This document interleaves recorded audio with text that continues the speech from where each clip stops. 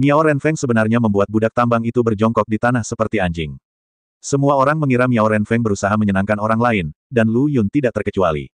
Namun tamparan di wajahnya datang begitu cepat. Budak tambang itu benar-benar melakukan apa yang dikatakan Miao Renfeng. Kamu benar-benar bisa mengendalikan budak penambangan. Han Bing memandang Miao Renfeng seolah-olah dia melihat hantu.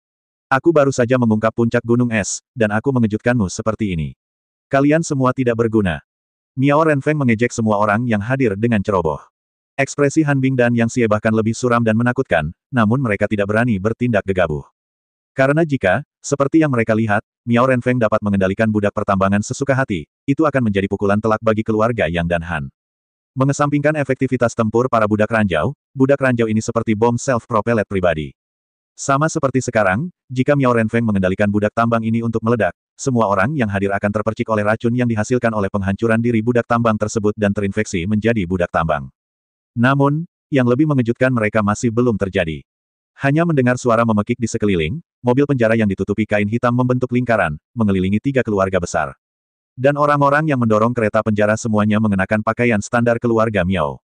Datang dan tunjukkan wajahmu, sayang. Saat suara Miao Renfeng turun, tentara Miao melepas kain hitam di mobil penjara. Saya melihat setiap gerbong penjara berisi budak penambang yang gelisah. Kulit sekujur tubuh tidak bersih, dipenuhi bintil-bintil dan jerawat, bahkan banyak yang pecah, meninggalkan nanah yang menyengat di luar. Apalagi cahaya aneh yang terpancar dari rongga mata yang cekung. Melihat serial ini membuat kulit kepala orang terasa mati rasa. Bagaimana kabarmu? Apakah kamu puas dengan hadiah yang kusiapkan untukmu? Miao Renfeng menatap penonton dengan bangga. Ekspresi Yang Xie dan Han Bing berubah dingin, tahukah kamu apa yang kamu lakukan? Miao Renfeng, kamu akan menghancurkan kekaisaran Beihan. Berhentilah menekanku dengan hal-hal yang tidak perlu ini. Aku tidak akan menerima ini. Jika kamu ingin bertahan hidup sekarang, kamu harus berlutut di hadapanku. Teriak Miao Renfeng. Tentu saja, kecuali kamu.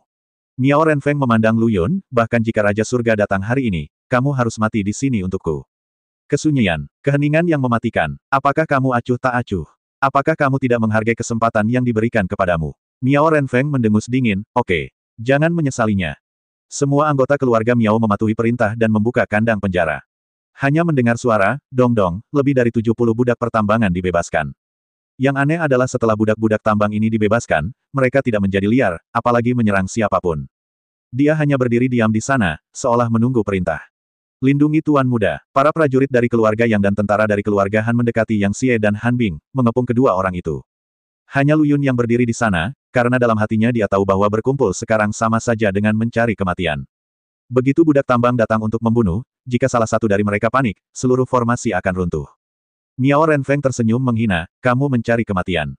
Persetan denganku. Miao Renfeng melambaikan tangannya, dan semua budak pertambangan yang berdiri di sana dengan linglung bergegas menuju keluarga Yang dan keluarga Han.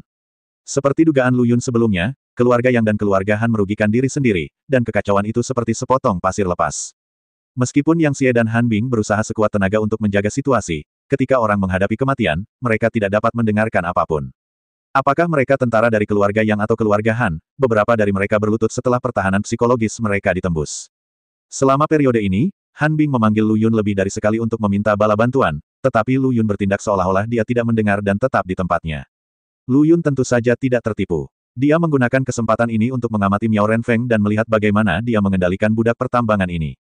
RH, uji kamu. Apakah kamu melihat petunjuk? Saudaraku, meskipun aku benar-benar tidak ingin mengeksposmu, aktingmu agak terlalu canggung.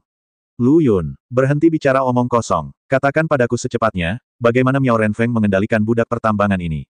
Misterinya terungkap, dan Lu Yun dengan cepat mengubah topik pembicaraan. Ini bukan teknik tingkat lanjut. Saudaraku, itu hanya cacing gu yang digunakan. RH menjelaskan, budak tambang ini telah lama bermutasi, dan jiwa mereka telah dihancurkan. Mereka hanyalah mayat berjalan yang hanya tahu cara membunuh. Sebab membesarkan gu bagi seseorang, lebih mudah mengendalikan budak tambang daripada mengendalikan mayat. Jadi begitu, Lu Yun mengangguk sambil berpikir, jika itu masalahnya. Saudaraku, meskipun idemu bagus, aku tetap menyarankanmu untuk tidak mencobanya. Sebelum rencana Lu Yun terbentuk, RH menuangkan baskom berisi air dingin padanya. Saudaraku, tidak ada yang bisa menjamin apakah nanah pada budak tambang ini akan menginfeksi jiwa, dan apa yang menyebabkan budak ini menjadi seperti ini. Apakah itu virus seperti jiwa? Kita tahu terlalu sedikit tentang budak tambang sekarang. Lebih baik tidak untuk mencoba perilaku berbahaya seperti itu dengan mudah. Jika kamu terinfeksi, kamu akan mendapat masalah. Apa yang kamu bicarakan? RH, bukankah kakak ingin mengendalikan budak-budak tambang ini bersama para jenderalnya? Cek, apakah kamu gila? Atau menurutmu kakakmu, aku, tidak ingin hidup lagi? Lu Yun memandang ke arah Miao Renfeng, lagi pula. Betapa tidak efisiennya itu. Jika kita ingin mengambil tindakan, kita harus melakukannya sekali dan untuk selamanya. RH langsung memahami pikiran Lu Yun. Kamu harus menjadi kakak tertua. Kamu harus mengambil pandangan jangka panjang. Mengontrol budak tambang satu persatu adalah hal yang melelahkan dan melibatkan risiko infeksi. Lu Yun memiliki kemampuan untuk langsung menangkap pencuri dan menangkap raja terlebih dahulu, jadi dia langsung menangkap Miao Renfeng. Lu Yun selalu menjadi orang yang praktis. Sekarang dia telah mengambil keputusan, dia harus segera mengambil tindakan. Pria gendut sialan, beraninya kamu menatapku seperti ini. Kamu sangat tidak sabar. Sebelum dia selesai berbicara, Lu Yun benar-benar bergegas menuju Miao Renfeng. Tampilannya yang mengancam membuat Miao Renfeng gemetar tanpa sadar, seolah-olah dia mengingat rasa takut didominasi tadi. Bangun ke sini dengan cepat. Hentikan dia. Miao Renfeng memerintahkan budak tambang di sampingnya. Sosok budak tambang itu kabur, dan dia menggunakan keempat anggota tubuhnya untuk menemui Lu Yun. Tapi bagaimana mungkin Lu Yun, yang memiliki mata Miao Renfeng, bisa terlalu terlibat dengan seorang budak pertambangan? Meskipun tubuhnya saat ini adalah Hu Biao, hal itu tidak mempengaruhi kelenturan Lu Yun sama sekali. Dengan goyangan bahunya yang santai, dia melewati budak tambang itu. Itu tidak terlalu sederhana, dan dia membunuh Miao Renfeng dengan kecepatan yang meningkat bukannya melambat.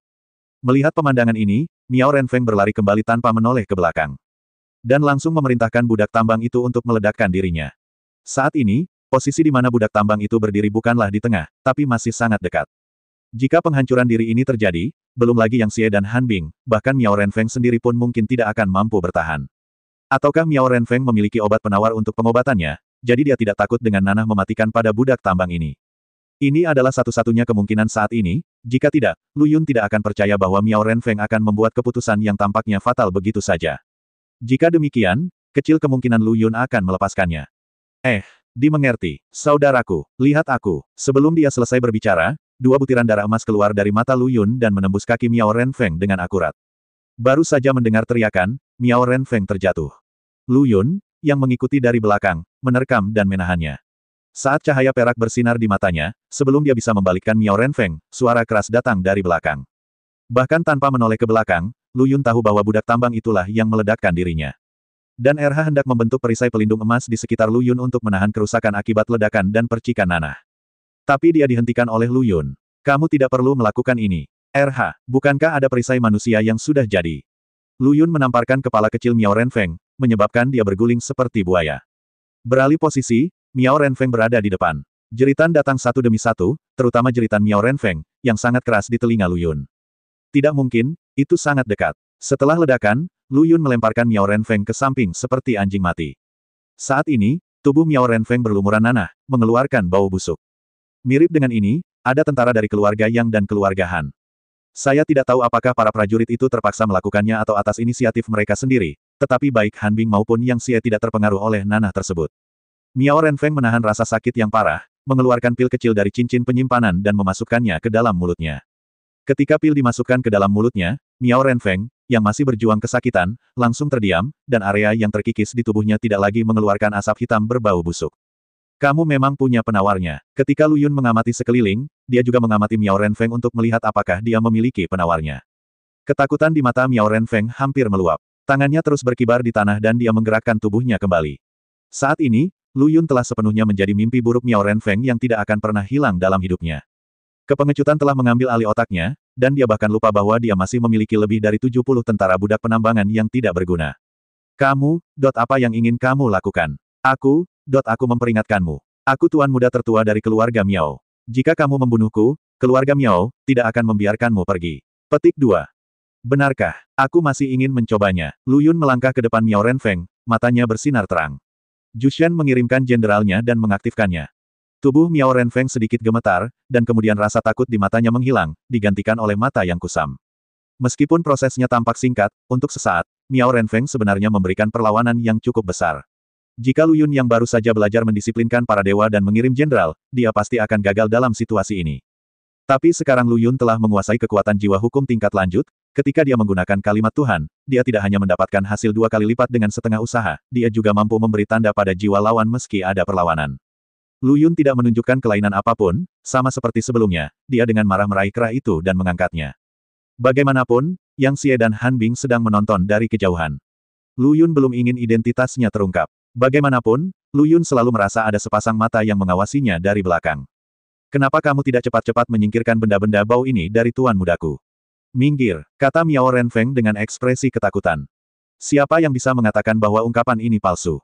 Tampilan itu, gerakan itu, jari kelingking yang gemetar, semuanya mengungkapkan hati ketakutan Miao Renfeng saat ini. Bahkan jika Miao Renfeng sendiri yang memerankannya, pertunjukannya mungkin tidak begitu ekspresif.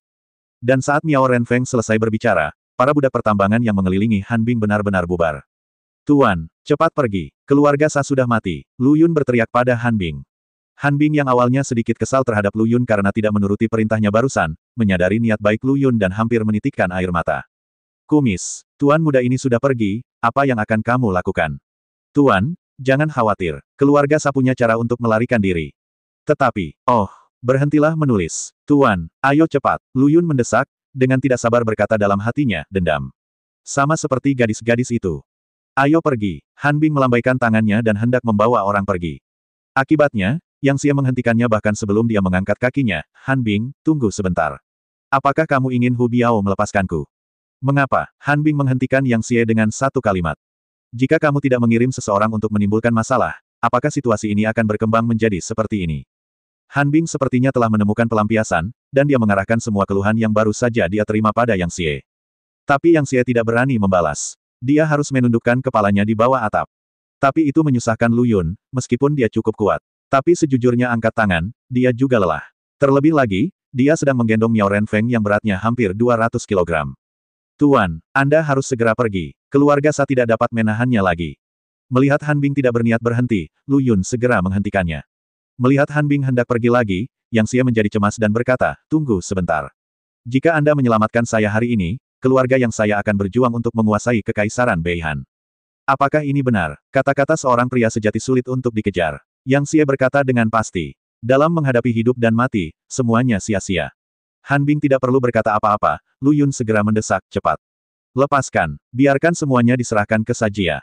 Lu Yun bahkan tidak repot-repot mengendalikan Miao Renfeng dan membiarkan Yang Xie dan yang lainnya pergi. Kumis, aku akan mengingatmu. Han Bing membungkuk dalam-dalam pada Lu Yun dan pergi tanpa menoleh ke belakang. Lu Yun hampir tidak bisa menahannya dan tertawa terbahak-bahak. Han Bing tertipu, tapi pada akhirnya dia mengucapkan terima kasih. Setelah semua orang dari keluarga Yang dan keluarga Han pergi, Lu Yun menculik Miao Renfeng di hadapan tentara Miao. Kelompok tentara Miao ini dibiarkan menatap tempat itu. Tidak hanya para prajurit Miao ini, tetapi juga Yang Xie dan Han Bing, mungkin tidak pernah membayangkan bahwa semua ini dilakukan untuk mereka oleh Lu Yun yang memainkan dua peran. Dan penggagas semua ini, Lu Yun, membawa Miao Renfeng ke gang sepi dan bertanya. Yang tidak disangka Lu Yun adalah Miao Renfeng, putra tertua keluarga Miao yang bermartabat, bahkan tidak tahu bagaimana istana kristal es menghilang. Jika Lu Yun tidak mengetahui dengan jelas bahwa Miao Renfeng dikendalikan olehnya bersama Ju Sensen, dia pasti akan mengira dia berbohong. Namun semakin sering hal ini terjadi, Lu Yun semakin merasa bahwa masalah ini tidak sederhana. Jika ingatan tokoh pasar seperti Hu Biao dirusak dan dihapus, itu masih masuk akal. Miao Renfeng adalah tuan muda tertua dari keluarga Miao. Meskipun keluarga Miao lemah, mereka masih menjadi salah satu dari 3 keluarga besar di ibu kota Kekaisaran Han Utara. Siapapun yang mampu mengubah ingatan putra tertua keluarga Miao tanpa ada yang menyadarinya, tidak peduli siapa orang tersebut, identitasnya pasti tidak sederhana. Hal ini mengingatkan Lu Yun pada pemuda yang memegang kipas bulu saat pertempuran menentukan dengan Bei di hari itu. Perasaan yang dia berikan pada Lu Yun adalah misterius dan halus. Dan Lu Yun mendapat firasat bahwa mereka pasti akan segera bertemu lagi. Saya hanya tidak tahu apakah itu sebagai musuh atau teman. Sepertinya jika kamu ingin menyelesaikan situasi ini, kamu harus pergi ke Han Bing. Lu Yun bergumam. Bahkan dengan Miao Renfeng, Lu Yun tidak mendapatkan apapun. Setidaknya dia tahu bagaimana budak tambang bermutasi. Jelas juga mengapa Bei Di mengeluarkan keputusan yang melarang pengumpulan dalam jumlah besar. Karena terlalu banyak pembudidaya abadi yang menambang, itu berarti lebih banyak penyadapan penambangan. Tabrakan dan gesekan antara cangkul dan biji akan menghasilkan panas yang akan menyulut biji dengan titik leleh yang sangat rendah. Setelah biji ini dinyalakan, ia tidak berwarna dan tidak berbau, tetapi begitu seorang pembudidaya menelannya, ia akan bermutasi dan menjadi budak tambang. Oke, hampir selesai. Tidak ada lagi yang ingin kamu ketahui. Lu Yun berpikir sejenak. Aku tidak bisa menunggu lebih lama lagi. Kakak, RH menelan ludahnya dan berkata dengan tidak sabar. Tunggu sebentar, RH, jangan telan ini dulu, simpan dan mungkin gunakan lagi. Lu Yun menghentikannya. RH sama layunya dengan terong yang terkena embun beku. Baiklah, RH tidak berani melanggar perintah Lu Yun. Setelah mengirim Miao Renfeng pergi, Lu Yun merapikan pakaiannya dan berpikir bahwa dia akan pergi ke rumah Han untuk mencari Han Bing.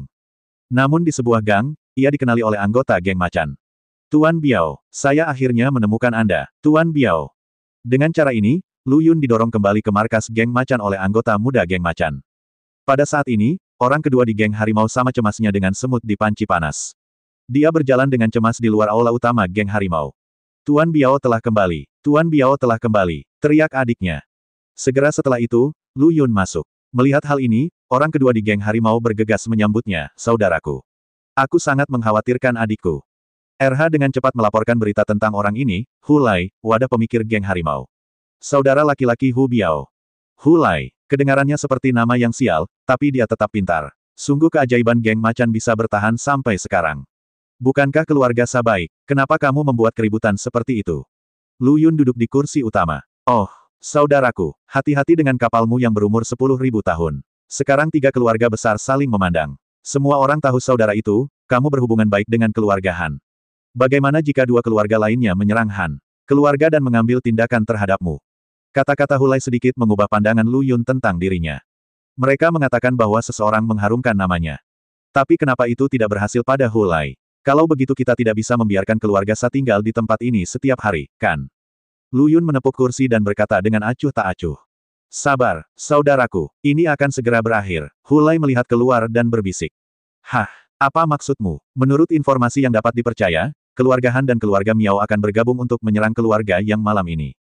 Hu Lai mendatangi Lu Yun dan berkata di telinganya. Siapa yang kamu dengarkan? Jangan berani membicarakan hal semacam ini. Pengurus rumah tangga keluarga Han yang memiliki hubungan baik dengan geng macan kita memberitahuku secara pribadi.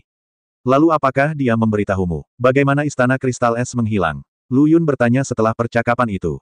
Saat dia melihat ekspresi terkejut Hu Lai, Lu Yun mengira ada sesuatu yang terjadi.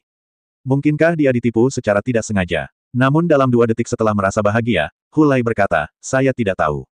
Tepat ketika Lu Yun sedikit kecewa, Hu Lai mengerutkan kening, menggaruk kepalanya, dan berkata pada dirinya sendiri, berbicara tentang istana kristal es, sepertinya aku punya sesuatu untuk diberikan kepada saudaraku, kamu ada di sini, tapi aku tidak tahu kenapa aku tidak bisa memikirkannya. Bangunlah. Jika kamu tidak dapat mengingatnya, jangan pikirkan itu. Lu Yun berkata tanpa berkata-kata. Dia bahkan memiliki ilusi bahwa Hu Lai tahu dia berpura-pura dan sedang menggodanya. Tapi saat Lu Yun hendak mendorong Hu Lai menjauh, dia melihat ada sesuatu yang tersangkut di ikat pinggang yang tergantung di pinggang pihak lain. Dia mengulurkan tangannya ke depan dan melepaskannya. Itu masih merupakan tanda keluarga Han. Lu Yun mengeluarkan benda itu dari celahnya, hanya selembar kertas yang terlipat seukuran jari kelingkingnya. Dia perlahan membuka lipatannya, dan ketika dia melihat isinya, hati Lu Yun tidak bisa menahan tegang. Saya melihatnya tertulis di kertas, kakak dalam masalah, pergilah ke Han Mansion untuk meminta bantuan. Kenangan perjalanan ini akan terhapus. Tapi demi kenyamanan sang kakak, sang adik hanya bisa melakukan ini. Sebelum berangkat, saya menceritakan semua kisah itu kepada seorang pengemis di kaki jalan Southbridge. Saudara laki-laki, jika Anda ingin tahu lebih banyak, Anda bisa pergi ke sana sendiri. Pengemis itu akan menceritakan semuanya saat Anda melihatnya. Lu Yun menutup amplop dan menatap ke arah Hu Lai, yang masih mencoba mengingat. Ada perasaan yang tak bisa dijelaskan di hati saya, inilah pasar. Bahkan jika dia mengetahui beberapa hal, apa yang akan terjadi? Tapi tidak ada cara untuk mengubahnya, saya hanya bisa menerima semuanya secara pasif. Sama seperti Hu Biao, sepertinya dia bukan sekadar perempuan jalang yang hanya tahu cara berlutut dan menjilat Han Bing. Hanya saja dia dalam posisi ini dan tidak punya pilihan. Lu Yunchang menghela nafas panjang untuk menenangkan hatinya yang ingin mengetahui kebenaran. Tanpa ragu-ragu, Lu Yun berdiri dan berjalan keluar dari gerbang geng macan, menuju jalan Nanxiao. Dia tidak sabar untuk mengetahui kebenarannya. Tapi yang tidak diketahui Lu Yun adalah meskipun jalan Nanxiao berada di bawah yurisdiksi geng macan mereka, itu memang wilayah keluarga Yang. Ini juga satu-satunya cara bagi Yang Xie untuk kembali ke Yang Mansion dari halaman bobrok itu. Dan untuk sampai ke jalan Nanxiao secepatnya, Lu Yun bahkan mengambil jalan kecil. Lu Yun melihat ke sudut tepat di depannya. Di luar sudut ini ada jalan Nanxiao. Begitu dia keluar dari gang, dia bertemu dengan tim Yang Xie yang hendak pulang. Selama terlambat 1 detik, hal itu tidak akan terjadi secara kebetulan. Saat itu, Lu Yun dan Yang Xie tercengang dengan mata terbuka lebar. Dan keduanya memiliki keraguan yang sama di benak mereka, mengapa dia ada di sini. Tepat ketika Lu Yun sedang memikirkan cara untuk melarikan diri, Yang Xie adalah orang pertama yang berbicara, Saudara Biao. Mengapa kamu ada di sini? Meskipun Yang Xie selalu meremehkan orang di jalan, Hu Biao di depannya berbeda. Kekuatan bertarung itu adalah apa yang dia saksikan dengan matanya sendiri, makhluk yang menjepit Miao Renfeng, pemimpin generasi muda di ibu kota kekaisaran mereka, ke tanah dan menggosoknya. Dia juga orang setia yang merupakan penyelamat yang saleh. Ketika dia meninggalkan halaman, Yang Xie berpikir, mengapa dia tidak memiliki jenderal yang begitu kuat di bawah komandonya. Jika dia bisa merekrutnya, dia akan bisa membantunya menonjol dari kerumunan dan menguasai kekaisaran Han Utara. Sekarang kita bertemu lagi, Yang Xie berseru dalam hatinya, kehendak Tuhan. Ini adalah kehendak Tuhan. Matanya berbinar, seperti Cao Cao saat melihat Guan Yu. Ceritanya panjang. Tuan yang punya banyak hal yang harus dilakukan setiap hari, dan waktu sangat berharga.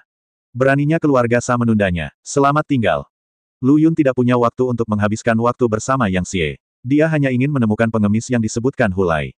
Namun, Yang Xie tidak bermaksud melewatkan kesempatan bagus ini dan terus mengganggu Lu Yun, saudara Biao.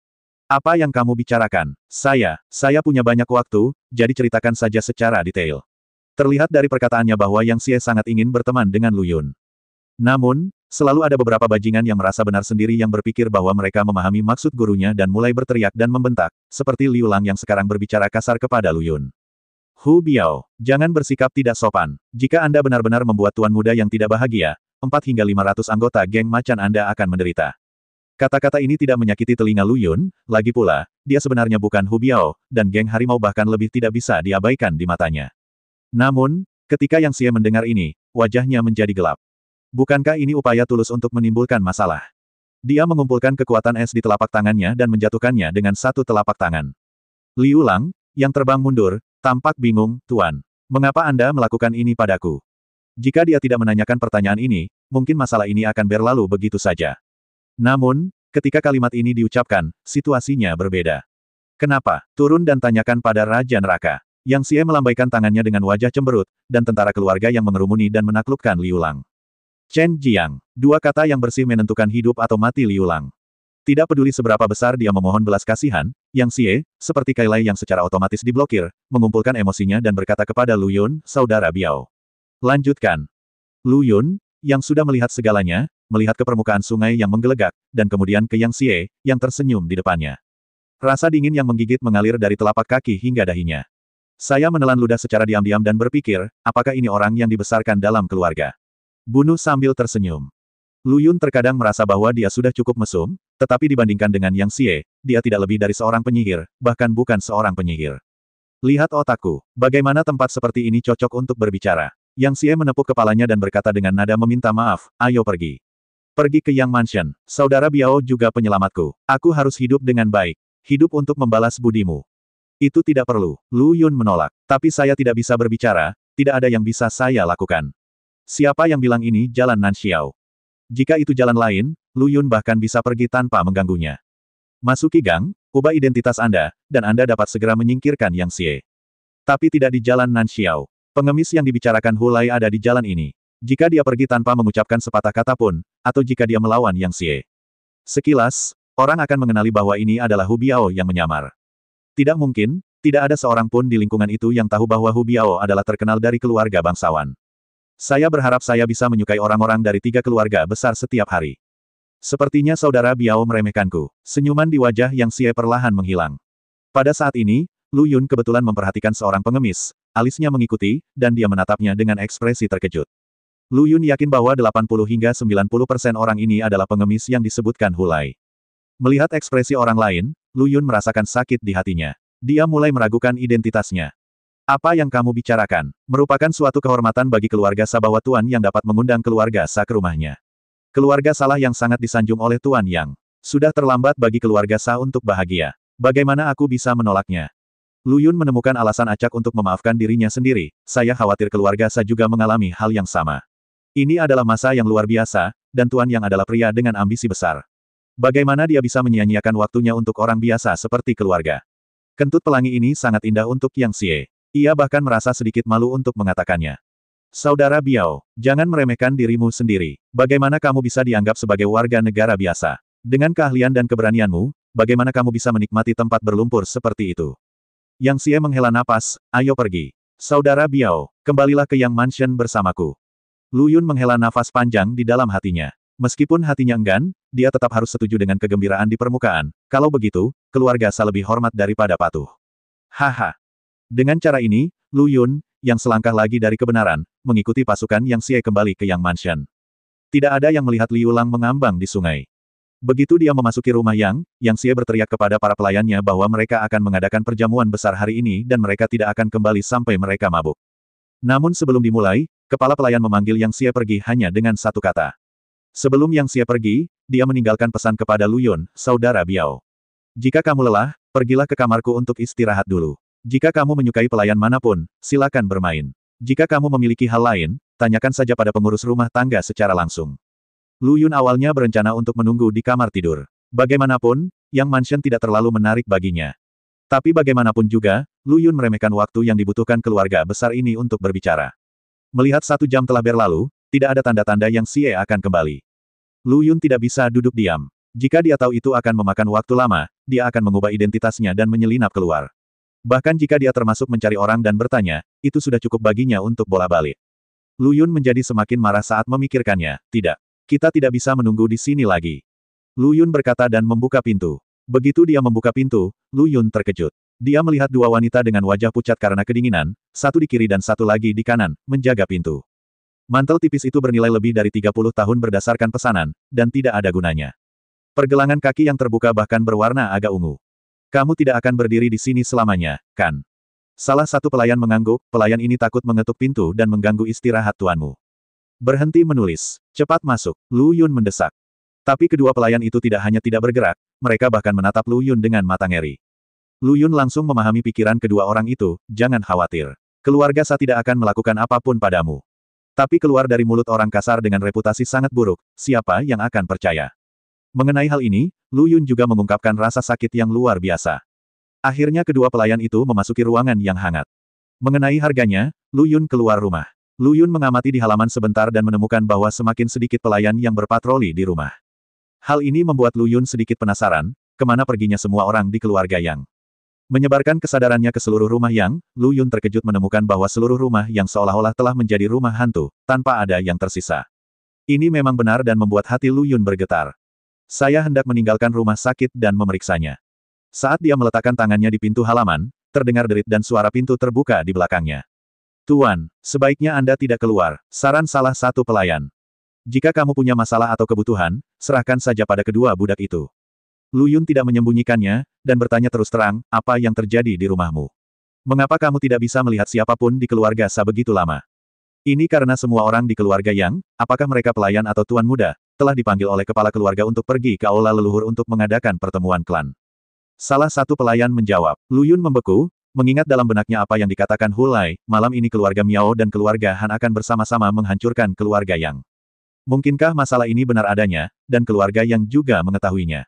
Tindakan penanggulangan sedang dipersiapkan. Tuan, agar tidak menimbulkan terlalu banyak masalah, silakan tetap di halaman tanpa khawatir.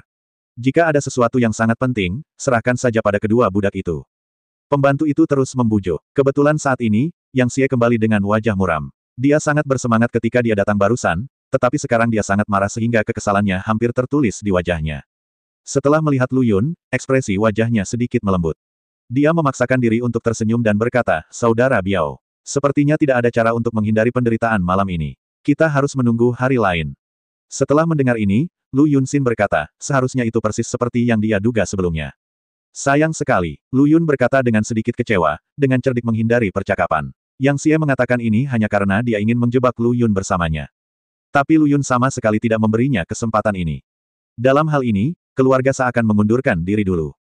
Adapun perkelahian antara ketiga kompi ini, seperti yang dikatakan Lu Yun kepada Hulai, siapa peduli. Itu bukan urusannya. Pegang tanganmu dan menangkupkan tanganmu, selesai dalam sekali jalan. Setelah selesai, angkat kakimu dan pergi. Yang Xie melihat punggung Lu Yun dari belakang, wajahnya meronta, dan tinjunya yang terkepal akhirnya mengendur. Pada saat ini, sebuah suara datang dari bawah kaki Yang Xie, Tuan. Apakah Anda akan membunuh orang bernama Hu ini? Tidak ada yang bisa menyentuhnya. Yang Xie berkata dengan sangat serius. Tapi bagaimana jika dia memberitahu keluarga Han? Bukankah persiapan kepala keluarga sia-sia? Jangan khawatir, dia tidak akan melakukannya. Aku akan menjaminnya dengan nyawaku. Kecintaan Yang Xie pada bakat tidak memungkinkan dia membunuh Lu Yun pada akhirnya. Dia tidak tahu bahwa keputusannya yang tampaknya bodoh telah menyelamatkan nyawa semua orang di keluarga Yang.